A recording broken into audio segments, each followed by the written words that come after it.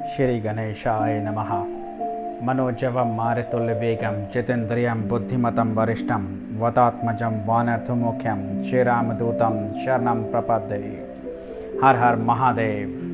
नमस्कार प्रिय मित्रों, स्वागत है आप सबका मेरे YouTube चैनल श्री गणेश नाय में। आज का टॉपिक है 7th house of the lagan kundli and I am going to discuss about the effects of 7th house. भाव लॉर्ड, परमानेंट कारक 7वें भाव के कौन होते हैं और हम इस घर से क्या क्या देखते हैं। तो चलिए शुरू करते हैं आज का कार्यक्रम लेके प्रभु का नाम। हर हर महादेव। तो सबसे पहले सप्तम भाव कहाँ होता है? सप्तम भाव केंद्र का भाव है। सप्तम भाव एक मार्ग स्थान भी कहा जाता है। जो सप्तम भाव होता है कॉमन साइंस के लिए वो बाधक स्थान भी कहा जाता है। सप्तम भाव के परमानेंट जो कारक होते हैं वो होते हैं गुरु शुक्राचार्य, भृगु ऋषि और माँ पुलोमा के सुपुत्र ऋषि गुरु शुक्राचार्य जो हैं इसके परमानेंट कारक हैं। साथ में भूमिपुत्र भूमेश महाराज मतलब मंगल भी इसके परमानेंट कारक होते हैं। अब देखते हैं कि 7वां जो घर है, जो भाव है, अगर काल पुरुष की कुंडली देखें तो उसके अंदर 7वें नंबर की जो राशि पड़ती है वो होती है तुला राशि और उसके स्वामी भी गुरु शुक्राचार्य होते हैं। ये जो तुला राशि है एक एरी साइन है और जब स्वामित्व गुरु शुक्राचार्य का है इस राशि पे तो 7वां भाव भी इन्हीं के अंडर आता है। अब हम इससे देखते क्या क्या हैं। सबसे पहले तो 7वें भाव से हम लोग देखते हैं स्पाउस को। जी हाँ, आइदर हस्बैंड और वाइफ ऑफ एन इंडिविजुअल, किसी भी जातक के लाइफ पार्टनर को हम लोग यहाँ से देखते हैं कि लाइफ पार्टनर कैसा होगा। इसमें बैठे हुए जो ग्रह होते हैं उनसे पता लगता है कि लाइफ पार्टनर किस तरह का मिलेगा, किस स्वभाव का होगा, धोखा देगा, प्यार करेगा, रिस्पॉन्सिबल होगा। ये भी देखते हैं कि 7वें भाव पे दृष्टि किसकी पड़ रही है। भावेश जो हैं सप्तमेश वो कहाँ जाके बैठे हुए हैं ये भी हम देखते हैं। 8वें और 12वें का कितना प्रभाव है ये भी देखा जाता है। कौन कौन से प्लैनेट सिग्निफाई कर रहे हैं ये सब भी देखते हैं। दूसरी चीज़ हम जो देखते हैं वो हम देखते हैं बिजनेस पार्टनर्स। जी हाँ, जो बिजनेस पार्टनर्स होते हैं और जो आपकी पार्टनरशिप्स होती हैं वो भी हम 7वें भाव से देखते हैं। Any type of partnership you involve in has to be seen that whether it will be fruitful for you और not, and this we narrow down by looking at, as I have discussed earlier, looking at कहाँ पे भावेश स्थित हैं सप्तमेश और इस भाव पे किसकी दृष्टि पड़ रही है और कौन से ग्रह यहाँ पे बैठे हैं, नक्षत्र, उप नक्षत्र और कस्पर सब लॉर्ड 7th हाउस का कौन है ये भी देखना बहुत जरूरी होता है। और हम देखते हैं यहाँ से अपने कस्टमर्स को। So all the customers in the world. So first house is you, the individual you. Anything which is opposite to you, that is your 7th house, is your customer. So हम यहाँ से ग्राहक को भी देखते हैं। So servicing your ग्राहक is seen from 6th house and getting your customers is seen from the 7th house. और हम देखते हैं यहाँ से बैंकिंग इंस्टीट्यूशंस को।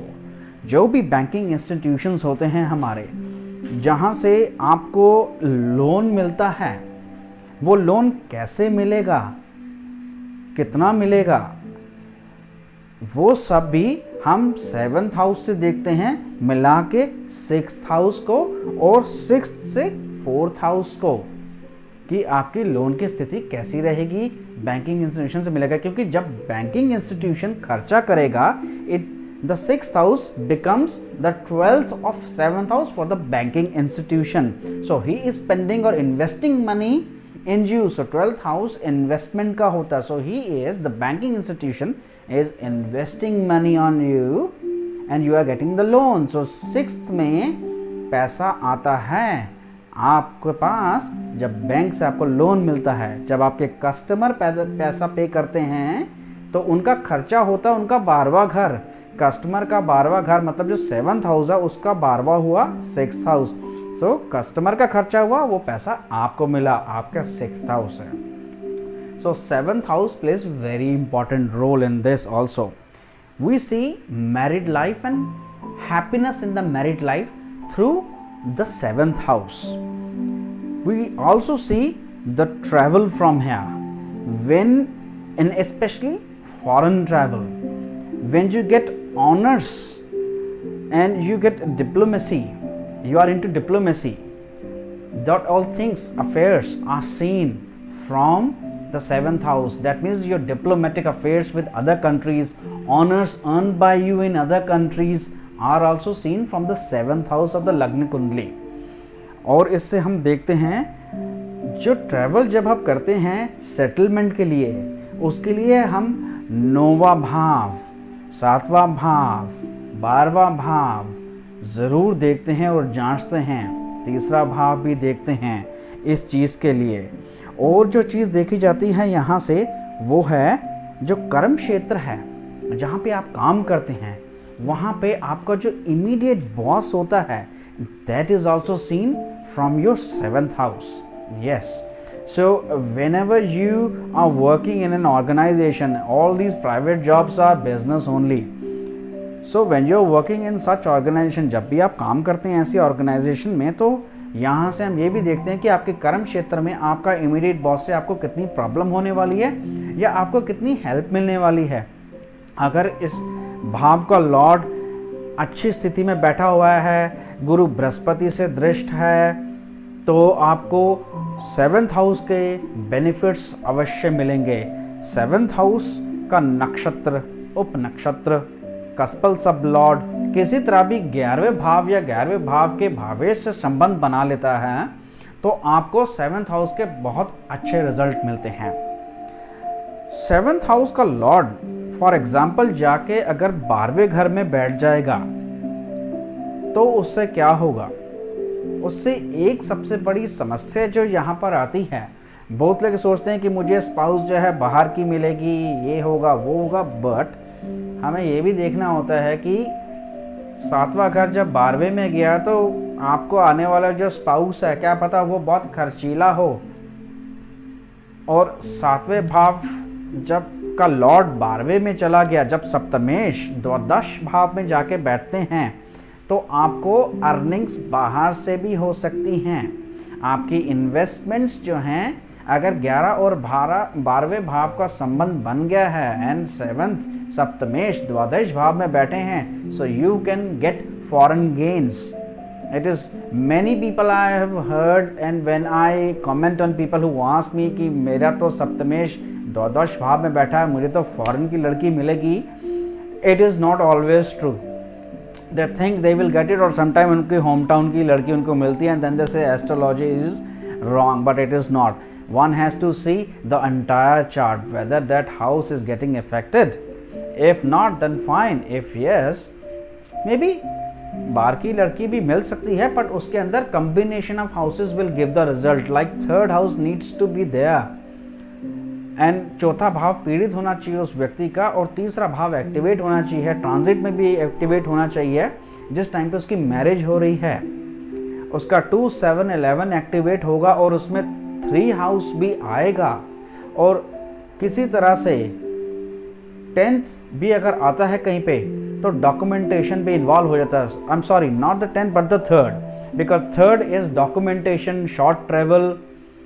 So and someone which is in 7th house, if we see all the results with the combination of houses and the planets, then we can come to a closer answer that whether you will get married overseas or anybody from a different country.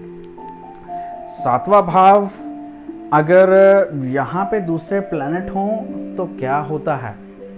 जैसे यहाँ पे अगर सूर्य नारायण भगवान 7th house में बैठ जाएं तो आपके पार्टनर के अंदर एक एस्टीम, एक ईगो होगी कि आई एम द बेस्ट। ये बहुत देखा जाता है। और वो आपको ज़्यादा बोलने नहीं देगा अपने आगे, या बोलने नहीं देगी।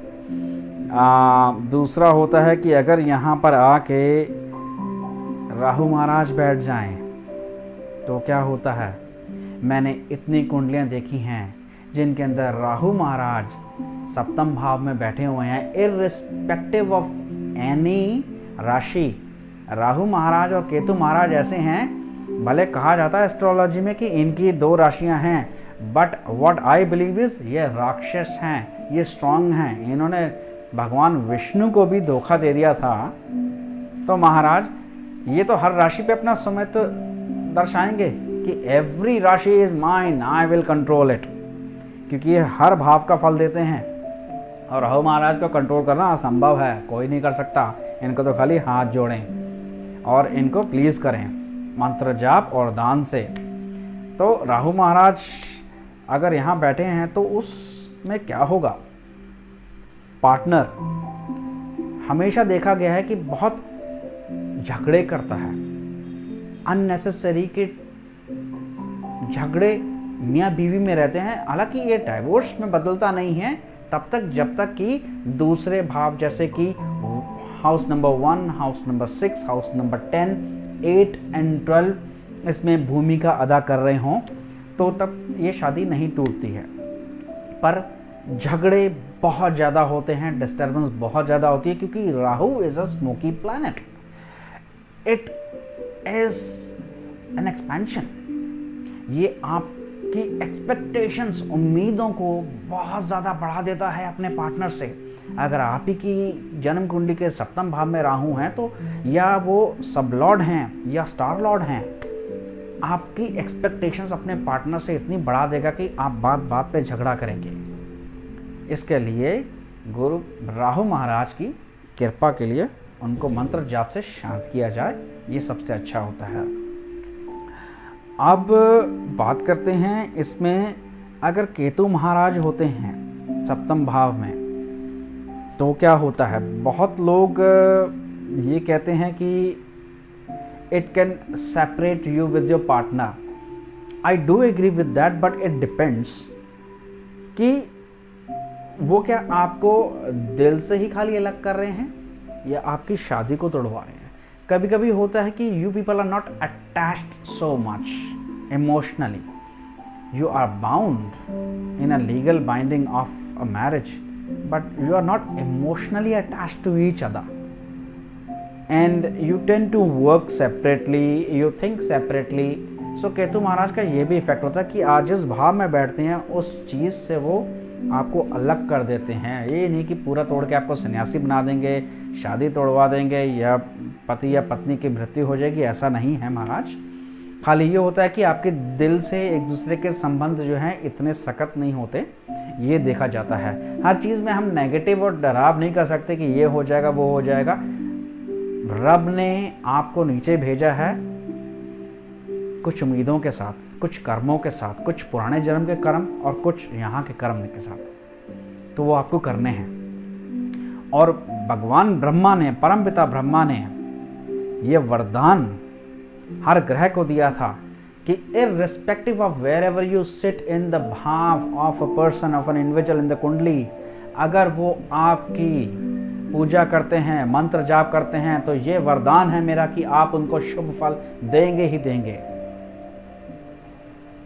भगवान ने, विधाता ने आपके बारे में लिख दिया है, पर कलम नहीं तोड़ी है। Always remember, he has written something about you, but he has not broken the nib of that pen. It is still there. It is up to you and your karmas how you can change your life. मैं हर बार यही कहता हूँ, अपने लग्न कुंडली खोलिए और अपने भाग्येश को देखिए। That means the 9th house. 9th house के भाव लॉर्ड कहाँ बैठे हैं, किसी से पीड़ित तो नहीं हैं, दृष्ट तो नहीं हैं। और भाव लॉर्ड को प्लीज़ कीजिए, भाग्येश को प्लीज़ कीजिए, क्योंकि अगर भाग्येश को आपने प्लीज़ कर लिया आपकी ज़िंदगी बहुत बढ़िया हो जाएगी। इसके बारे में मेरी एक वीडियो ऑलरेडी है 9th हाउस के बारे में, वो आप ज़रूर देखिएगा और आपको उससे इन्फॉर्मेशन मिलेगी about your 9th house. 7th house के बारे में मैंने सारा डिस्कशन कर दिया, और अगली वीडियोस में जब मैं बनाऊंगा तो मैं ये भी बनाऊंगा कि अगर भावेश जो सप्तमेश हैं अगर कुंडली के पहले भाव में बैठेंगे तो कैसा फल होगा, दूसरे में होंगे कैसा होगा, तृतीय भाव में होंगे, चतुर्थ भाव में होंगे, पंचम में होंगे, ये सब भी मैं अपनी आने वाली आगे वीडियोस में ज़रूर बनाऊंगा। एंड अगर आपको मेरी वीडियो अच्छी लगी हो तो प्लीज़ लाइक कीजिएगा, और सब्सक्राइब करने के लिए बहुत बहुत धन्यवाद। मुझे आपसे बहुत प्रोत्साहन मिलता है जब आप मेरी वीडियो को सराहते हैं और सब्सक्राइब करते हैं। कुछ मैं आप लोगों से सीखता हूँ, कुछ आप लोग सीखते हैं, और मिलकर हम सारे अपनी ज़िंदगी को बेहतर बनाते हैं। तो आज्ञा लेता हूँ मैं आपसे। हर हर महादेव।